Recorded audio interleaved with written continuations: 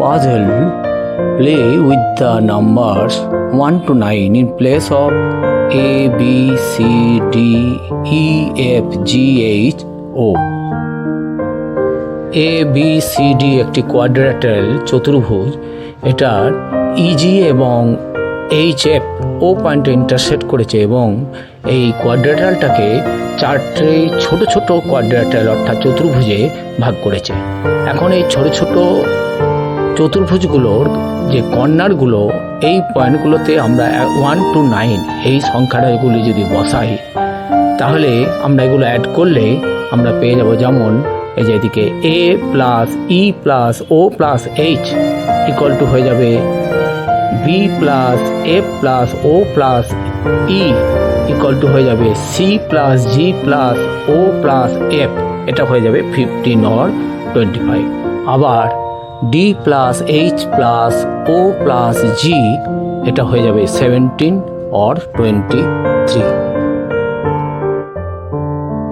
15 or 17-এর জন্য মিডিলে ও এর জায়গায় 1 এবং সাইডের যে মিডিলে সেগুলো 2, 3, 4, 5 এগুলো সেট করালে তাহলে আমাদের 15 or 17 হবে। আর বড় ভ্যালুগুলো কর্নারে বসাতে হবে। তাহলে ছোট ভ্যালুগুলো আমাদের মিডিলে, বড়গুলো কর্নারে।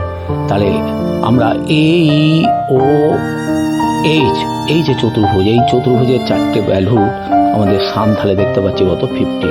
সেই রকম আমরা পেয়ে যাব B, F, O, E এটাও 15 এবং C, G, O, F এটাও 15 এবং লাস্টে D, H, O, G এটা হবে 17।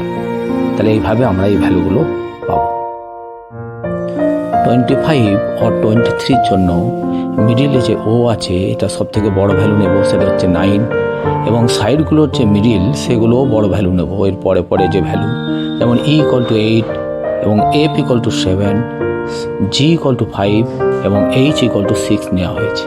এবং কর্নারগুলো আমরা এইভাবে B equal to 1, A equal to 2, D equal to 3 এবং C ইকুয়াল টু 4 নেওয়া হয়েছে। তাহলে আমরা A, E, O, H এর যে ভ্যালুগুলো সেগুলো আমরা পেয়ে যাচ্ছি কত 25। ঠিক একইভাবে B, F, O, E এটাও 25 এবং C, G, O, F এটাও 25 এবং লাস্ট হচ্ছে D, H, O, G এটা হবে 23।